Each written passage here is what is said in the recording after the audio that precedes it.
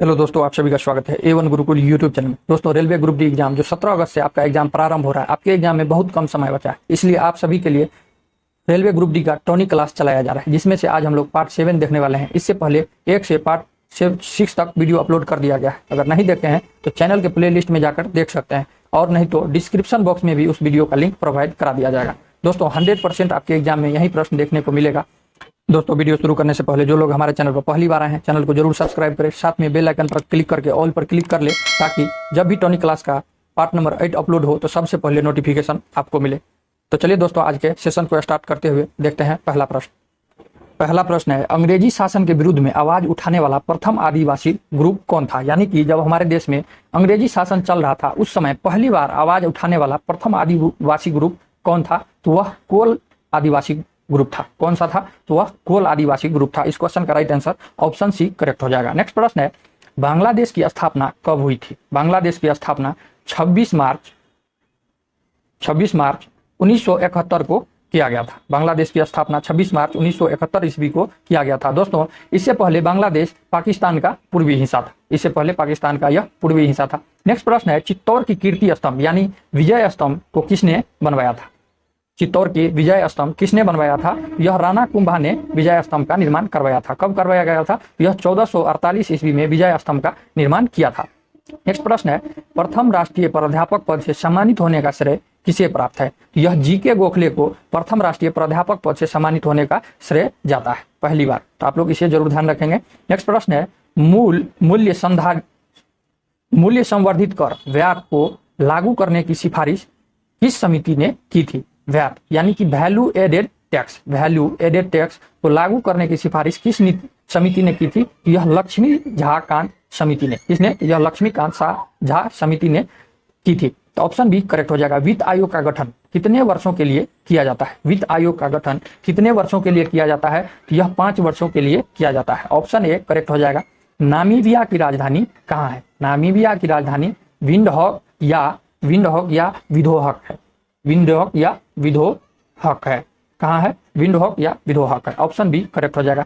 पर्वतीय नगर डलहौजी किस प्रांत में स्थित है? पर्वतीय नगर डलहौजी किस प्रांत में स्थित है? यह हिमाचल प्रदेश में स्थित है। कहाँ स्थित है? यह हिमाचल प्रदेश में स्थित है। ऑप्शन सी करेक्ट हो जाएगा। चटगांव विद्रोह से संबंधित है। चटगांव विद्रोह से यह संबंधित है। यह सूर्यसेन से, किससे? तो सूर्यसेन से संबंधित है। ऑप्शन ए करेक्ट हो जाएगा। खानवा का युद्ध किसके किसके बीच हुआ था? खानवा का युद्ध किसके किसके बीच हुआ था? यह बाबर और राणा सांगा के बीच खानवा का युद्ध हुआ था। खानवा का युद्ध कब हुआ था? यह 1527 ईस्वी में खानवा का युद्ध हुआ था, जिसमें बाबर की जीत हुई थी। दोस्तों, राणा सांगा कहाँ का शासक था? यह मेवाड़ का शासक था। अगर इसकी राजधानी की बात कर ले तो इसकी राजधानी चित्तौड़ थी। मेवाड़ की राजधानी चित्तौड़ थी। दोस्तों, ये प्रश्न SSC MTS 2022 CHSL सभी एग्जाम में ये प्रश्न पूछा गया है, तो आप लोग इसे जरूर ध्यान रखेंगे। चूना पत्थर कहाँ पाया जाता है? चूना पत्थर कहाँ पाया जाता है? तो यह मध्य प्रदेश में अधिक मात्रा में चूना पत्थर के उत्पादन होता है। वायुमंडल की किस परत में मौसमी घटनाएं होती है? वायुमंडल की किस परत में मौसमी घटनाएं होती है? यह क्षोभ मंडल में मौसमी घटनाएं होती है। प्रथम पंचवर्षीय योजना की मुख्य प्राथमिकता क्या थी? प्रथम पंचवर्षीय योजना की मुख्य प्राथमिकता क्या थी? तो यह कृषि थी। प्रथम पंचवर्षीय योजना 1951 से 56 के बीच चला था, जिसमें से कृषि पर ज्यादा ध्यान दिया गया था। प्रथम पंचवर्षीय योजना का अध्यक्ष कौन था? तो यह जवाहरलाल नेहरू था। तो आप लोग इसे भी जरूर ध्यान रखेंगे। चिकन नेक निम्न में से किस सीमाओं को जोड़ता है? चिकन नेक जो है किस सीमाओं को यह जोड़ता है? तो यह भारत और बांग्लादेश को चिकन नेक सीमाओं को यह जोड़ता है। तो ऑप्शन बी करेक्ट हो जाएगा। नेक्स्ट प्रश्न है, सलारगंज संग्रहालय कहाँ है? सलारगंज संग्रहालय कहाँ है? यह हैदराबाद में है। कहाँ है? यह हैदराबाद में सलारगंज संग्रहालय है। नलकूप का उपयोग किस क्षेत्र में किया जाता है? नलकूप का उपयोग किस क्षेत्र में होता है? यह भूमिगत जल के क्षेत्र में नल कुआं का प्रयोग किया जाता है। भूमिगत क्षेत्र में नल कुआं का प्रयोग किया जाता है। तो ऑप्शन बी करेक्ट हो जाएगा। नेक्स्ट प्रश्न है, मधुबनी चित्रकारी किस राज्य की शैली है? यह बिहार की है। बिहार की एक जिला है मधुबनी, वहां मधुबनी पेंटिंग किया जाता है, जो पूरे विश्व भर में मधुबनी पेंटिंग के नाम से यह जाना जाता है। मधुबनी चित्रकारी बिहार राज्य से यह संबंधित है। बिहार राज्य की यह शैली है। ऑप्शन सी करेक्ट हो जाएगा। मर्डेका कप किस खेल से संबंधित है? यह फुटबॉल खेल से संबंधित है। मर्डेका कप फुटबॉल खेल में दिया जाने वाला कप है। ऑप्शन बी करेक्ट हो जाएगा। गोविंदा आलारे किस त्योहार में गाया जाता है? यह जन्माष्टमी में गोविंदा आलारे गाया जाता है। ऑप्शन बी करेक्ट हो जाएगा। ईसा का सूली पर चढ़ने को किस त्योहार के रूप में मनाया जाता है? यह गुड फ्राइडे के रूप में मनाया जाता है। ईसा मसीह का सूली पर चढ़ने गुड फ्राइडे के रूप में मनाया जाता है। दोस्तों 2022 में गुड फ्राइडे 15 अप्रैल को मनाया गया और 2023 में 7 अप्रैल को यह मनाया जाएगा। तो आप लोग इसे जरूर ध्यान रखेंगे। ईसा का जन्म कौन से स्थान पर हुआ था? तो ईसा का जन्म 4 से 5 ईसा पूर्व फिलिस्तीन के बेथलेहम में हुआ था। फिलिस्तीन के बेथलेहम में इनका जन्म हुआ था। ऑप्शन 1 करेक्ट हो जाएगा। हड़प नीति किस गवर्नर ने अपनाई थी? तो हड़प नीति डलहौजी ने अपनाई थी। दोस्तों डलहौजी के समय ही 1853 में भारत में पहली बार ट्रेन चलाई गई थी मुंबई से ठाणे के बीच। कितने किलोमीटर के लिए? तो यह 34 किलोमीटर के लिए मुंबई से ठाणे के बीच भारत में पहली बार ट्रेन चलाई गई थी। कब? तो 1853 में। तो सभी चीजों का आप लोग ध्यान रखेंगे। इनमें से किस राज्य की सीमा एक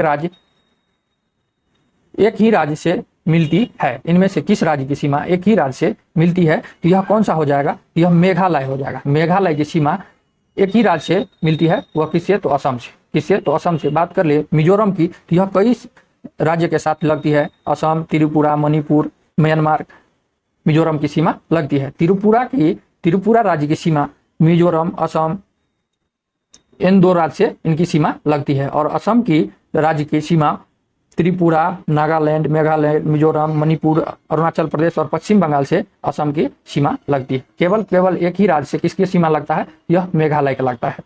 दोस्तों भारत के उत्तर पूर्व में मेघालय स्थित है। भारत के उत्तर पूर्व में मेघालय स्थित है। दोस्तों ये प्रश्न SSC CHSL में पूछा गया था। SSC CHSL 2022 के एग्जाम में पूछा गया था। भारत के उत्तर पूर्व में कौन सा राज्य स्थित है? तो यह मेघालय। ऑप्शन सी करेक्ट हो जाएगा। राज्यसभा के सभापति का चुनाव होता है। राज्यसभा के सभापति का चुनाव किसके द्वारा होता है? तो यह संसद के द्वारा सभापति का चुनाव होता है। ऑप्शन 1 करेक्ट हो जाएगा। गौतम बुद्ध ने उपदेश दिया था। गौतम बुद्ध भगवान ने किस भाषा में उपदेश दिया था? यह पाली भाषा में उपदेश दिया था। मोहनजोदड़ो में सबसे बड़ी इमारत कौन सा है? यह अन्नागार है, यानी कि अनाज वाला घर है। सबसे बड़ा मोहनजोदड़ो में सबसे बड़ी इमारत अन्नागार है। ऑप्शन सी करेक्ट हो जाएगा। नेक्स्ट प्रश्न है, अशोक का अधिकांश शिलालेख किस लिपि में लिखा गया है? सम्राट अशोक का अधिकांश शिलालेख किस लिपि में लिखा गया है? यह ब्राह्मी लिपि में सबसे ज्यादा इसकी शिलालेख लिखा गया है। दोस्तों सम्राट अशोक कौन था? तो सम्राट अशोक के पिता बिंदुसार थे। बिंदुसार के पिता चंद्रगुप्त मौर्य थे, जो मौर्य वंश की स्थापना किया गया था। चंद्रगुप्त मौर्य का पोता सम्राट अशोक था। तो आप लोग इसे भी ध्यान रखेंगे। दिन में समुद्र की ओर से स्थल की ओर आने वाली पवन को क्या कहते हैं? दिन में समुद्र की ओर से स्थल की ओर आने वाली हवा पवन को क्या कहते हैं? यह सी ब्रिज कहते हैं। क्या कहते हैं? तो सी ब्रिज कहते हैं। ऑप्शन 1 करेक्ट हो जाएगा। रबी फसल की कटाई कब किया जाता है? यह फरवरी से मार्च के बीच में इसकी कटाई किया जाता है।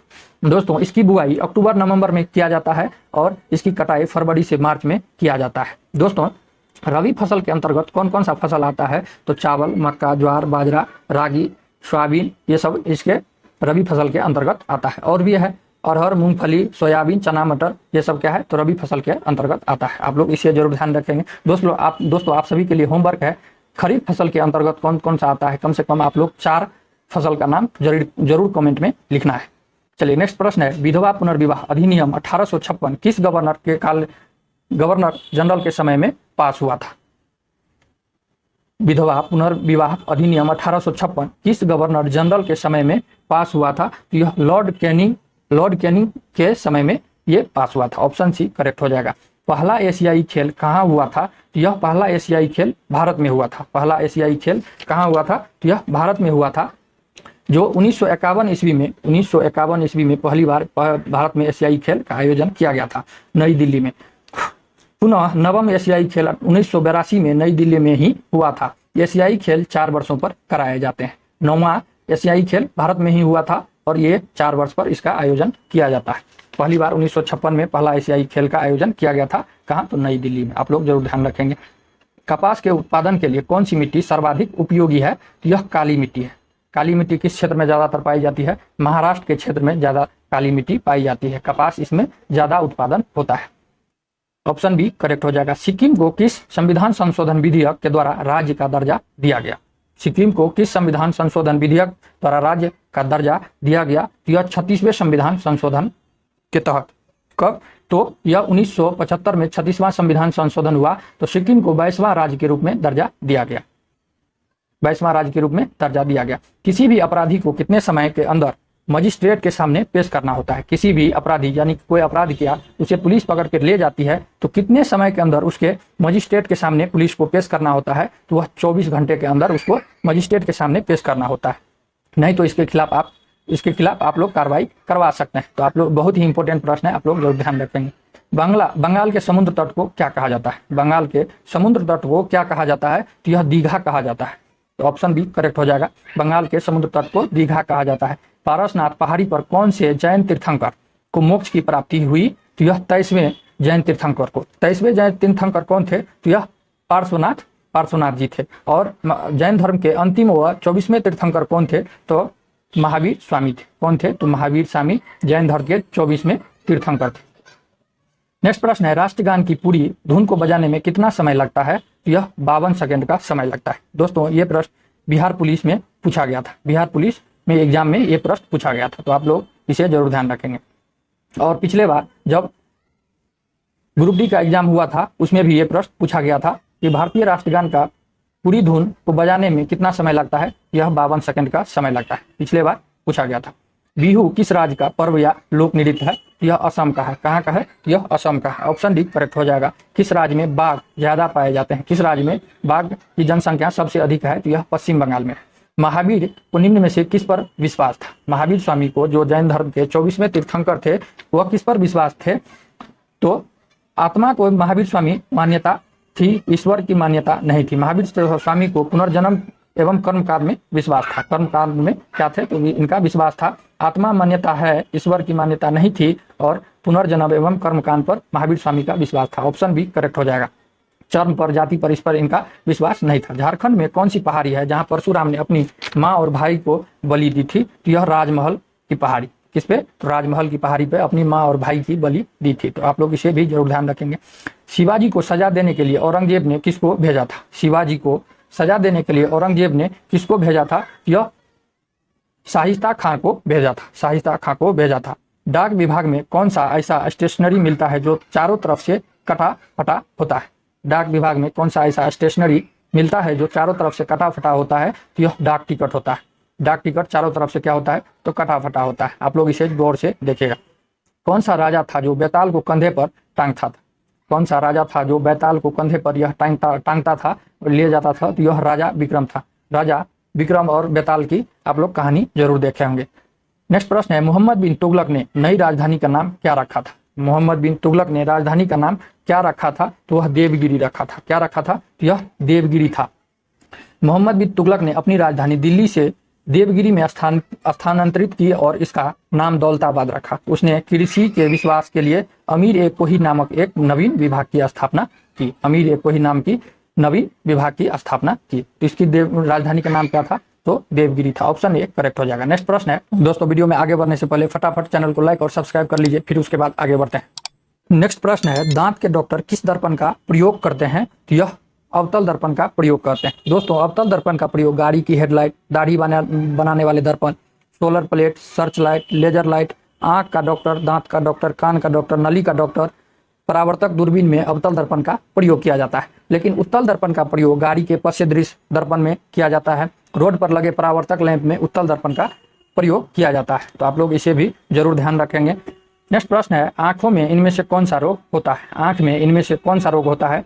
ग्लूकोमा, मोतियाबिंद, रतौंधी, ये सभी क्या है? तो आंख में होने वाले रोग है। ऑप्शन डी करेक्ट हो जाएगा। नेक्स्ट प्रश्न है, हीमोग्लोबिन में क्या पाया जाता है? तो यह हीमोग्लोबिन में लोहा Fe पाया जाता है। ऑप्शन ए करेक्ट हो जाएगा। नेक्स्ट प्रश्न है, वायुमंडल के वार्षिक तापमान वृद्धि को क्या कहते हैं? वायुमंडल के वार्षिक तापमान वृद्धि को क्या कहते हैं? यह ग्लोबल वार्मिंग कहा जाता है। क्या कहा जाता है? तो ग्लोबल वार्मिंग कहा जाता है। ऑप्शन ए करेक्ट हो जाएगा।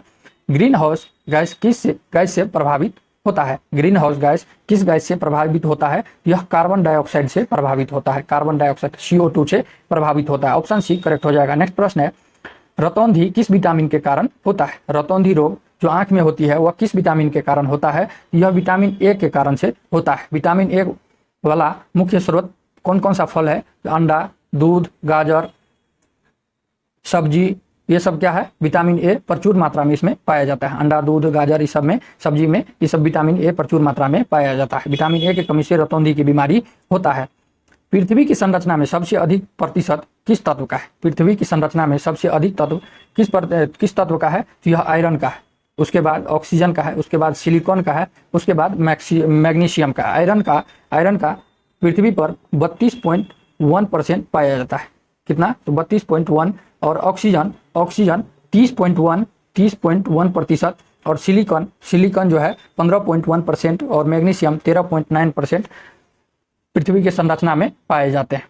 आयरन सबसे ज्यादा, उसके बाद ऑक्सीजन, सिलिकॉन, मैग्नीशियम। नेक्स्ट प्रश्न है, जर्मन सिल्वर किसका मिश्रण होता है? जर्मन सिल्वर का किसका मिश्रण है? तो यह कॉपर, जस्ता और निकेल का मिश्रण है। जर्मन सिल्वर कॉपर, जस्ता, निकेल का मिश्रण है।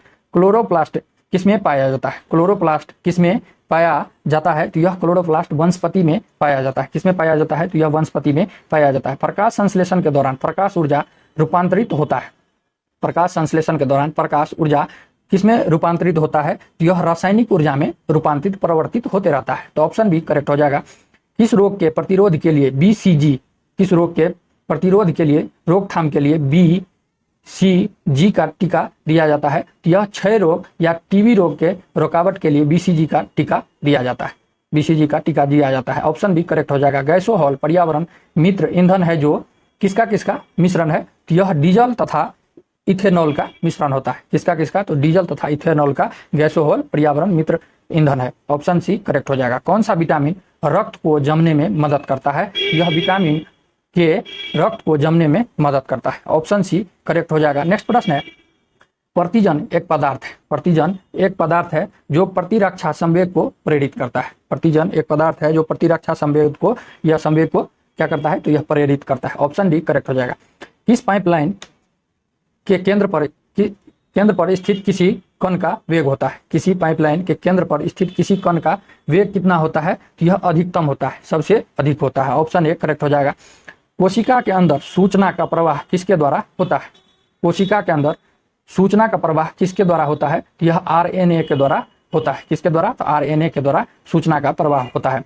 एक मलेरिया रोधी एंटी मलेरिया औषधि की तरह उपयोगी यौगिक है। एंटी मलेरिया औषधि की तरह उपयोगी है तो वह कौन सा है? तो यह है क्लोरोक्विन। क्या है? तो क्लोरोक्विन है। ऑप्शन बी करेक्ट हो जाएगा। निम्न में से कौन सा प्राणी सांपों से लड़ता है? इनमें से कौन सा प्राणी जो है जो सांप से लड़ता है? तो यह नेवला जो है सांप से लड़ता है। ऑप्शन बी करेक्ट हो जाएगा। साधारण कार्बन स्टील मुख्यतः होते हैं। साधारणतः कार्बन स्टील में मुख्यतः क्या होते हैं? तो यह लोहा तथा क्रोमियम होता है। लोहा तथा क्रोमियम साधारण कार्बन स्टील में मुख्यतः होते हैं। ऑप्शन बी करेक्ट हो जाएगा। पृथ्वी के पृष्ठ से पलायन वेग का मान कितना किलोमीटर पर सेकंड होता है? तो पृथ्वी से पलायन वेग 11 या 11.2 किलोमीटर प्रति सेकंड होता है। अगर इस वेग से किसी चीज को धरती से फेंकिएगा तो फिर धरती पर वापस नहीं आएगा। और 11 किलोमीटर पर सेकंड से कम स्पीड से फेंकिएगा तो पुनः वह धरती पर वापस आ जाता है। तो आप लोग इसे भी जरूर ध्यान रखेंगे। पलायन वेग कितना है? तो 11.2 किलोमीटर प्रति सेकंड। धारा को मापने वाला विदित है। धारा को किससे मापा जाता है? यह धारा को वोल्ट मीटर से मापा जाता है। किससे? तो वोल्ट मीटर से धारा को मापा जाता है। हैलोजन में सर्वाधिक प्रभावशाली ऑक्सीकरण करता है। हैलोजन में सर्वाधिक प्रभावशाली ऑक्सीकरण होता है तो यह फ्लोरीन क्या होता है? तो फ्लोरीन का सर्वाधिक होता है। ऑप्शन सी करेक्ट हो जाएगा। आंख के रेटिना पर बना प्रतिबिंब कैसा होता है? आंख के रेटिना पर प्रतिबिंब बनता है वह कैसा होता है? तो वह वास्तविक एवं उल्टा प्रतिबिंब बनता है। आंख पर उल्टा प्रतिबिंब बनता है जिससे हम सीधा देख पाते हैं। अगर सीधा हमें प्रतिबिंब बनता तो हम सब चीज को उल्टा देख पाते। तो आप लोग इसे भी जरूर ध्यान रखेंगे। आंख के रेटिना पर वास्तविक और उल्टा प्रतिबिंब बनता है। नेक्स्ट प्रश्न है, जूल निम्नलिखित की इकाई है। जूल किसका इकाई है? यह ऊर्जा की इकाई जूल है। दोस्तों बल का इकाई क्या होता है? बल का ऐसा यूनिट क्या होता है? तो न्यूटन होता है। दबाव का पास्कल होता है और ताप का केल्विन होता है। भौतिक तुला फिजिकल बैलेंस कार्य करता है। भौतिक तुला फिजिकल बैलेंस किस पर यह काम करता है? यह समांतर बल के नियम पर काम करता है। ऑप्शन डी करेक्ट हो जाएगा।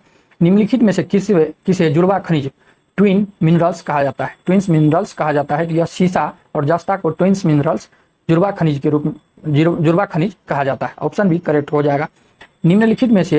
निम्नलिखित किस स्थिति में पेंडुलम घड़ी तेज हो जाती है? निम्नलिखित किस स्थिति में पेंडुलम की घड़ी तेज हो जाती है? यह जाड़े के दिनों में घड़ी क्या होता है तो तेज हो जाती है। दोस्तों जाड़े के समय में पेंडुलम की लंबाई घट जाती है, जिससे घड़ी क्या होता है तो तेज हो जाता है। ऑप्शन बी करेक्ट हो जाएगा। विटामिन डी की कमी से कौन सा रोग होता है? विटामिन डी की कमी से कौन सा रोग होता है? तो यह विटामिन डी की कमी से रिकेट्स की बीमारी होता है। पीलिया विटामिन 12 की कमी से पीलिया रोग होता है, और रतौंधी विटामिन ए की कमी से होता है, और विटामिन बी की कमी से बेरी रोग होता है। तो आप लोग इसे भी जरूर ध्यान रखेंगे, डिजीज से प्रश्न पूछे जाते हैं। समान तापमान स्थानों को मिलाने वाली रेखा को क्या कहलाता है? समान तापमान स्थानों को मिलाने वाली रेखा को क्या कहलाता है? तो यह समताप रेखा कहलाता है। ऑप्शन बी करेक्ट हो जाएगा। डायनेमो किस ऊर्जा में रूपांतरित करता है? डायनेमो किस ऊर्जा में रूपांतरित करता है? यह डायनेमो यांत्रिक ऊर्जा को विद्युत ऊर्जा में रूपांतरित करता है। नेक्स्ट प्रश्न है। चलिए दोस्तों आज के क्लास में इतना ही, मिलते हैं किसी और नए वीडियो में। दोस्तों अगर यह वीडियो अच्छा लगा हो तो चैनल को जरूर सब्सक्राइब करें, साथ में बेल आइकन प्रेस करें ताकि आगे का वीडियो का नोटिफिकेशन सबसे पहले आपको मिले। चलिए दोस्तों मिलते हैं किसी और नए वीडियो में, तब तक के लिए जय हिंद जय भारत।